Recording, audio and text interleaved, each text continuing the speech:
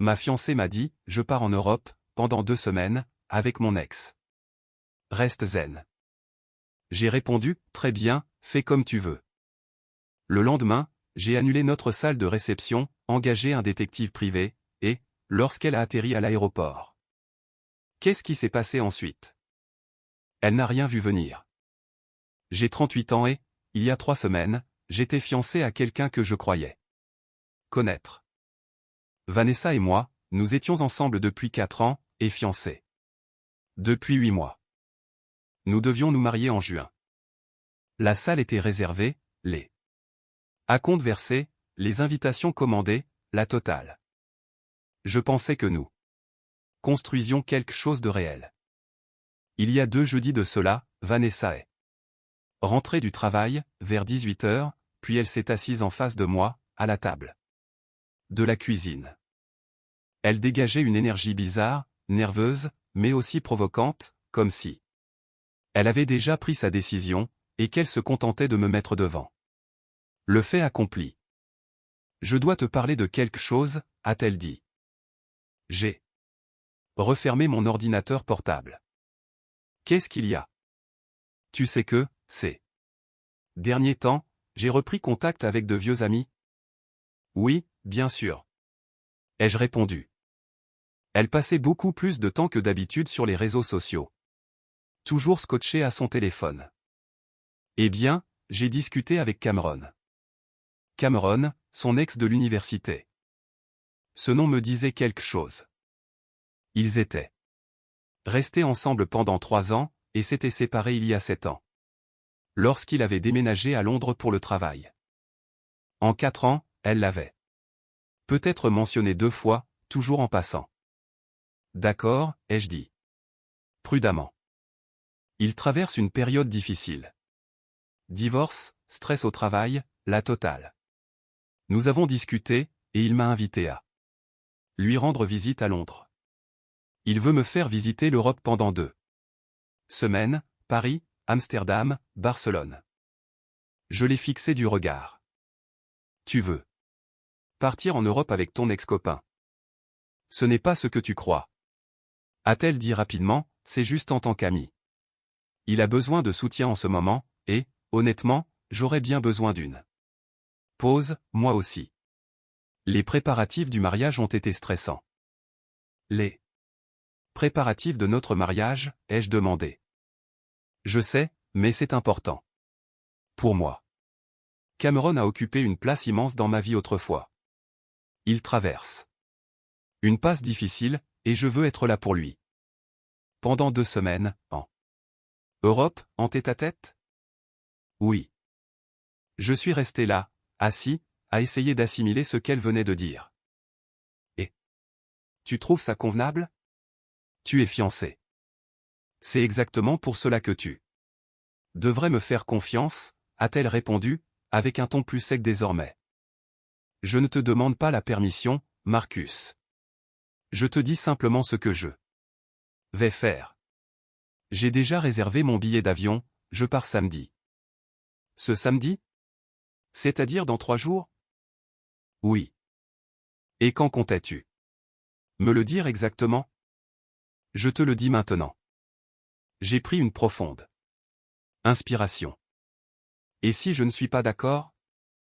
Elle m'a regardé comme si je perdais la tête. Alors, tu vas devoir faire avec, parce que j'y vais. Cameron a besoin de moi, et, pour être honnête, j'en ai besoin, moi aussi. J'ai besoin d'espace pour réfléchir. D'espace pour réfléchir à quoi? Elle a hésité. À nous. À la question de savoir si me marier est vraiment ce que je veux. C'est là que j'ai eu un déclic. Il ne s'agissait pas de soutenir un ami. Il s'agissait pour elle d'avoir des doutes, et de s'enfuir pour y réfléchir avec son ex-petite amie. Alors, si je comprends bien, ai-je dit lentement, tu as des doutes sur notre mariage, et ta solution, c'est de t'envoler pour l'Europe. Avec ton ex pendant 2 semaines? J'ai besoin d'y voir clair, a-t-elle dit. Reste zen avec ça, d'accord? Je serai de retour avant même que tu t'en rendes compte, et on pourra discuter de tout à ce moment-là. Je l'ai regardée. Longuement. Cette femme avec qui j'avais passé 4 ans. Cette femme que j'avais demandée en mariage sur une plage de Maui. Cette femme qui, aujourd'hui, me demandait de rester tranquille pendant qu'elle s'offrait des vacances romantiques en Europe. Avec son ex. Très bien, ai-je dit calmement. Fais ce que tu veux. Elle a eu l'air soulagée. Merci. Je savais que tu comprendrais. Elle est allée dans la chambre pour commencer ses valises. Je suis resté assis à la table, à regarder dans le vide, sentant une lucidité glaciale m'envahir. Mise à jour. Un vendredi matin, Vanessa est partie tôt au travail. Elle avait des réunions toute la journée, et m'avait dit qu'elle rentrerait tard, voulant probablement éviter de reparler de son voyage. Dès qu'elle a franchi la porte, je me suis mis au travail. D'abord, j'ai appelé notre salle de mariage. J'ai expliqué qu'il y avait un problème, et que nous devions annuler. Ils m'ont dit que la compte de $5000 n'était pas remboursable. J'ai répondu que ce n'était pas grave, et de l'annuler quand même. Ils ont enregistré l'annulation pendant que j'étais au téléphone. Ensuite, j'ai appelé le traiteur. Même histoire, j'ai perdu $2000 d'acompte supplémentaire. Mais je m'en fichais. Le fleuriste, le photographe, le DJ, j'ai tout annulé. Certains se sont montrés compréhensifs, d'autres non. Au total, j'ai perdu environ $12 000 d'acompte, mais cela valait chaque centime. Après cela, j'ai appelé mon pote Jack. Il est avocat, et il s'occupe de toutes sortes d'affaires. Je lui ai raconté ce qui se passait. Tu as besoin d'un détective privé, m'a-t-il dit. Immédiatement. Documente tout. Si elle te trompe, tu auras besoin de preuves. Pourquoi faire? Nous ne sommes pas mariés. Non, mais vous vivez ensemble depuis 3 ans. Selon la tournure des événements, tu pourrais avoir besoin de preuves, ne serait-ce que pour ta propre paix d'esprit. Fais-moi confiance là-dessus. Il m'a donné un numéro. J'ai appelé un type numérique, qui a répondu d'une voix rauque, très directe. Je lui ai expliqué la situation. Il m'a dit qu'il pouvait charger quelqu'un de les suivre à Londres, à Paris, ou partout où ils iraient. Un travail professionnel, discret, avec photos et vidéos. À l'appui. Cela me coûterait environ $5000 pour 2 semaines de surveillance internationale. Je l'ai engagé sur le champ. Encore une chose, m'a dit Rick. J'aurai besoin des détails de son vol, de ses réservations d'hôtel, bref, de tout ce que vous pourrez me fournir. Je me suis connecté à la messagerie de Vanessa. Nous avions toujours partagé nos mots de passe en cas d'urgence. J'ai trouvé ça. Confirmation de vol. Londres Heathrow, arrivé dimanche matin. Vol de retour. 2 semaines plus tard. J'ai également trouvé ses réservations d'hôtel. Pas des hôtels, au pluriel. Un hôtel, au singulier. Une seule chambre à Londres. Une seule chambre à Paris, une seule chambre à Barcelone. Toutes réservées sous leurs 2 noms. J'ai tout transféré à Rick. Ensuite, je suis allé à la banque. Et j'ai transféré la moitié de nos économies communes sur un nouveau compte. Uniquement à mon nom. Nous avions mis de côté environ $40 000. J'ai pris $20 000. Elle pouvait garder le reste. Vanessa est rentrée à 21h, le vendredi soir. J'étais sur le canapé, en train de regarder du basket, l'air tout à fait normal. Salut, a-t-elle dit en posant son sac. Comment s'est passée ta journée? Bien. Et la tienne? Chargée. Je suis épuisé. Elle s'est assise à côté de moi. Je m'envole. Demain à 14h. Je prendrai un Uber pour aller à l'aéroport. Ça marche. Ai-je répondu. Elle m'a regardé. Tu es vraiment d'accord avec ça? Tu as dit que tu partais de toute façon. Alors, oui, ça me va. Elle a souri, puis elle m'a embrassé sur la joue. Merci d'être si compréhensif. C'est pour ça que je t'aime. Je n'ai rien dit, et j'ai continué à regarder le match. Deuxième mise à jour, samedi après-midi. Vanessa est partie pour l'aéroport. Elle m'a serré dans ses bras pour me dire au revoir, a promis de m'envoyer un message dès qu'elle aurait atterri, et m'a dit de ne pas m'inquiéter. Dès qu'elle est partie, j'ai commencé à emballer ses affaires, absolument tout. Ses vêtements, ses chaussures, ses produits de toilette, ses livres, bref, tout ce qui lui appartenait. J'ai fait cela méthodiquement, j'ai étiqueté les cartons. J'ai fait un inventaire. Cela m'a pris environ 6 heures. Dimanche matin, j'ai reçu un SMS. Bien arrivé. Londres est magnifique. Tu me manques déjà. Je n'ai pas répondu. Lundi matin, Rick m'a appelé. J'ai quelqu'un sur leur dos. M'a-t-il dit. Ils l'ont récupéré à Heathrow, puis ils sont allés directement à l'hôtel. Vous aviez vu juste, une seule chambre. Ils ont pris leur petit déjeuner ce matin au restaurant de l'hôtel.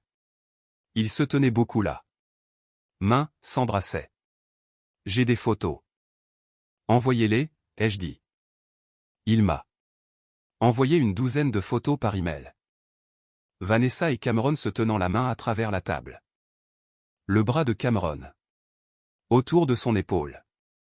Eux, s'embrassant au coin d'une rue, devant une attraction touristique. Sur chaque cliché, elle avait l'air heureuse.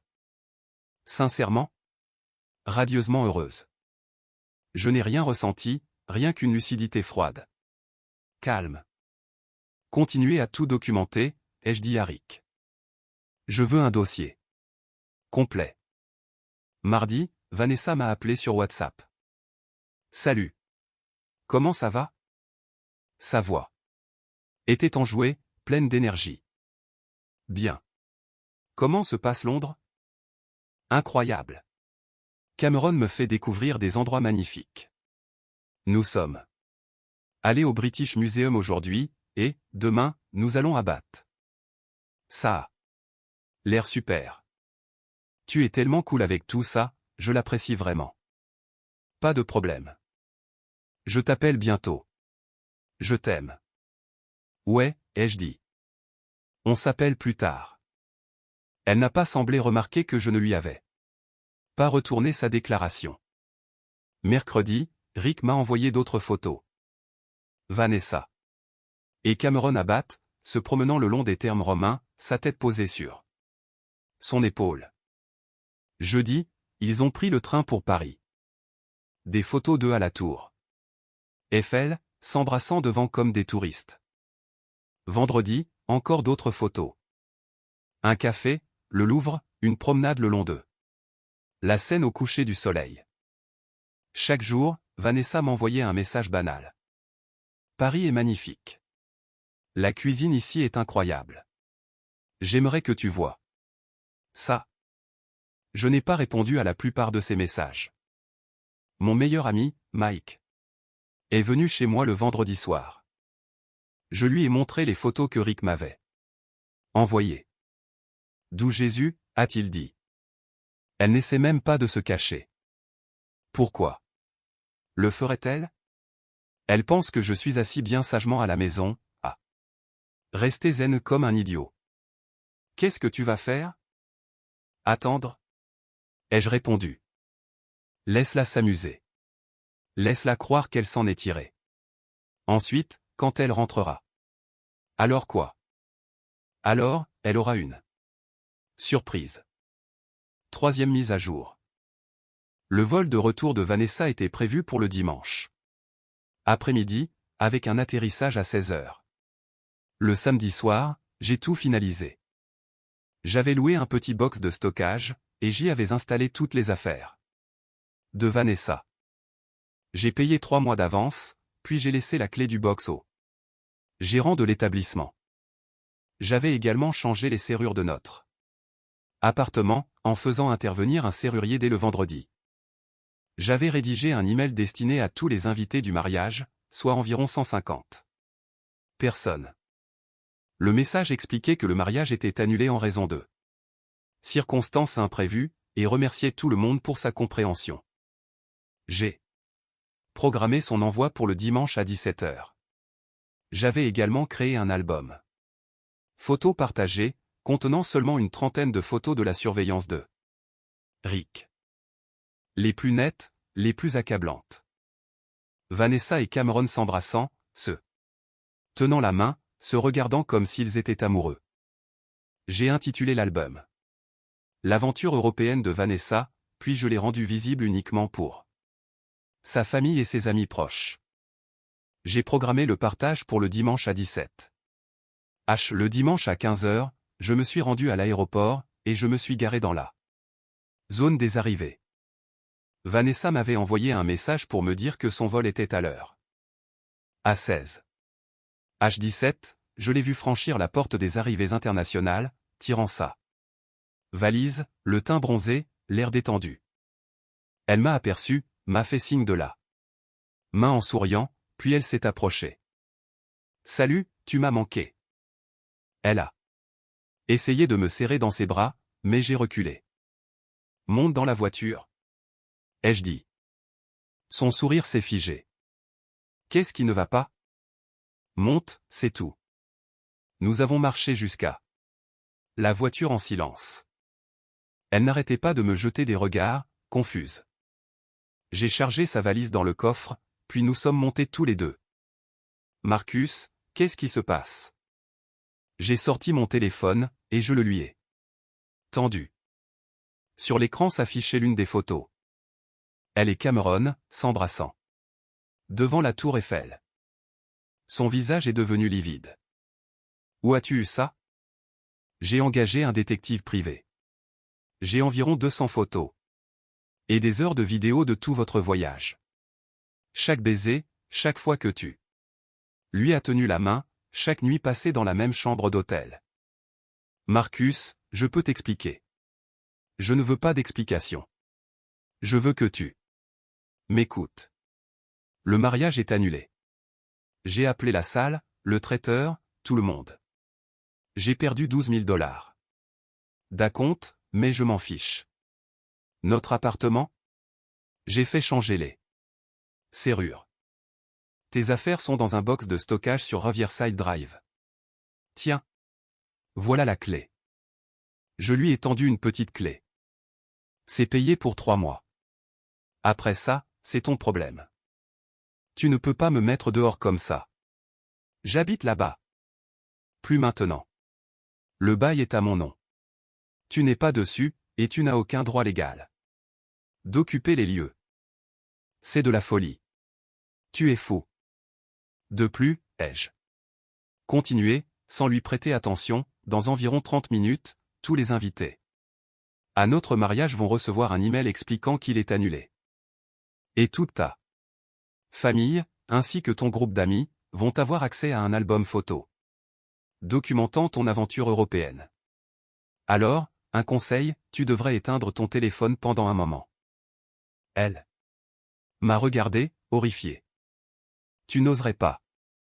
C'est déjà programmé. Je ne peux plus l'arrêter, même si je le voulais. Marcus, s'il te plaît. Sors de ma voiture. Quoi ? Sors. Maintenant. Sinon, je conduis jusqu'au poste de police le plus proche, et je porte plainte pour intrusion. Elle s'est mise à pleurer. S'il te plaît, est-ce qu'on peut juste en parler ? J'ai fait une erreur. J'étais perdu, je t'aime. Tu aimes Cameron, ai-je dit d'un ton neutre. Tu l'as montré assez clairement. Maintenant, sors. Tout en pleurant, elle a récupéré sa valise dans le coffre, puis elle est restée sur le trottoir pendant que je m'éloignais. Dans mon rétroviseur, je l'ai vue sur son téléphone, sans doute en train d'appeler Cameron, ou peut-être sa mère. Je m'en fichais complètement. Mise à jour, 16h06. Mon téléphone explosait. Des SMS d'amis de Vanessa, de sa sœur, de sa mère. Certains étaient en colère. D'autres confus, certains se montraient même solidaires. La mère de Vanessa. Comment as-tu pu l'humilier de la sorte? Elle a fait une erreur, tu es cruel. La sœur de Vanessa, je viens de voir les photos. Je suis tellement désolé. Elle est anéantie, nous n'en avions aucune idée. Ami, une amie de Vanessa, tu t'y prends très mal, tu aurais dû lui parler. D'abord. Mon frère, j'ai vu l'email. Bien joué, mec. Elle ne te méritait pas. J'ai éteint mon téléphone. Le lundi matin, Vanessa m'attendait devant mon immeuble. Elle avait une mine affreuse. Les yeux rouges, les vêtements froissés. Comme si elle n'avait pas dormi de la nuit. J'ai besoin de te parler, a-t-elle dit quand je suis sorti. Il n'y a rien à dire. S'il te plaît, juste 5 minutes. Je me suis arrêté. Tu as 3 minutes. Je suis désolé, je suis tellement désolé. Cameron et moi. Cela ne devait pas arriver. Nous reprenions juste contact. Puis les choses ont dérapé. Je n'ai jamais voulu te faire du mal. Mais tu l'as fait. Tu es parti en Europe avec ton ex, tu as couché avec lui pendant 2 semaines. Et tu t'attendais à ce que je reste zen? Ce n'est pas une erreur, Vanessa. C'est un choix. Je sais. Mais je t'aime, je veux qu'on arrange les choses. Et Cameron? Elle a baissé les yeux. C'est fini. Il m'a dit hier qu'il ne cherchait rien de sérieux, il voulait juste une aventure. J'ai eu un rire. Nerveux. Donc, tu ne veux revenir avec moi que parce qu'il t'a rejeté. Ce n'est pas, tes 3 minutes sont écoulées. Je l'ai contourné pour rejoindre ma voiture. Elle a crié derrière moi, je n'abandonnerai pas notre histoire. Je suis parti, sans un regard en arrière. Dernière mise à jour. 6 semaines ont passé. Les retombées ont été spectaculaires. Vanessa a tenté de sauver sa réputation en prétendant que j'étais un homme possessif, et qu'elle s'était sentie prise au piège sur le plan émotionnel dans notre relation. Quelques personnes l'ont cru. La plupart non. Surtout après la diffusion des photos. Sa sœur m'a confié en privé que Vanessa était retournée vivre chez ses parents, et qu'elle quittait à peine sa chambre. Apparemment, Cameron a bloqué Vanessa de partout, car elle n'arrêtait pas de l'appeler pour lui demander d'essayer une relation à distance.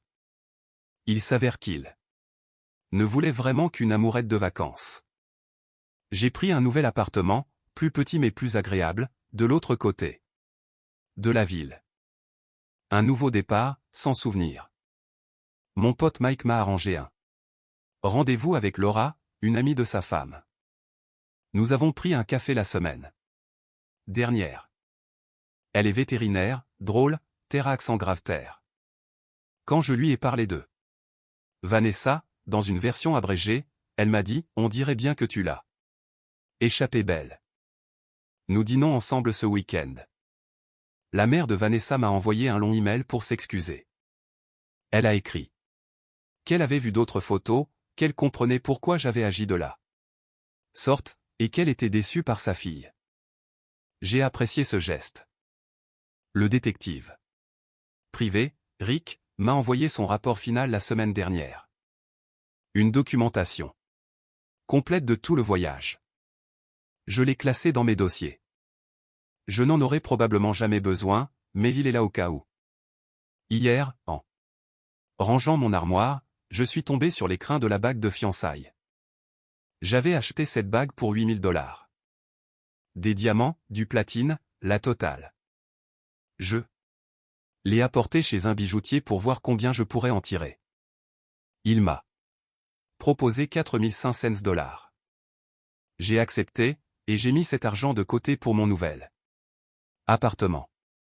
Quelqu'un m'a demandé si je regrettais la façon dont j'avais géré les choses. Si j'aurais dû l'affronter avant son départ, lui donner une chance d'annuler le voyage. Honnêtement, non. Si je l'avais confrontée, elle aurait menti ou, pire, Elle serait partie quand même en se montrant simplement plus prudente. De cette façon, elle m'a montré exactement qui elle était. Aucune ambiguïté, aucune place au doute. Et j'ai pu lui prouver que chaque acte entraîne des conséquences. Ma mère m'a appelé ce matin. Mon frère lui avait raconté toute l'histoire. Je ne l'ai jamais aimée, m'a dit maman. Trop égoïste. Tu t'en sors bien mieux sans elle. Avec le recul, tout le monde a son avis. Mais la vérité, c'est que je dors mieux aujourd'hui que je ne l'ai fait depuis des mois. Plus de stress lié au mariage. Plus besoin de me demander si Vanessa était vraiment heureuse avec moi. Plus besoin de fermer les yeux sur les signaux d'alarme. Juste la paix. Premier ajout. Plusieurs personnes m'ont demandé quels étaient les signaux d'alarme avant tout cela. En y repensant, il y en avait quelques-uns. Elle était toujours sur son téléphone, très secrète à ce sujet. Ces derniers mois, elle s'intéressait moins aux préparatifs du mariage, trouvant toujours des excuses pour repousser les décisions. Elle avait mentionné le nom de Cameron à quelques reprises, l'air de rien, toujours de manière désinvolte, du genre « Oh, c'est drôle, avec Cameron, on avait l'habitude de… » Et une fois, quand je l'ai interrogée sur leur relation, elle s'est mise sur la défensive, affirmant que j'étais jaloux sans raison. À l'époque, je n'avais pas fait le lien. Aujourd'hui, je le fais. Deuxième ajout. Oui, j'ai toujours toutes les photos ainsi que les documents. Non, je ne les partagerai pas publiquement. Ce n'est pas le but. Le but était simplement de m'assurer que ses proches connaissent la vérité, pas de l'humilier devant des inconnus. Il y a une différence.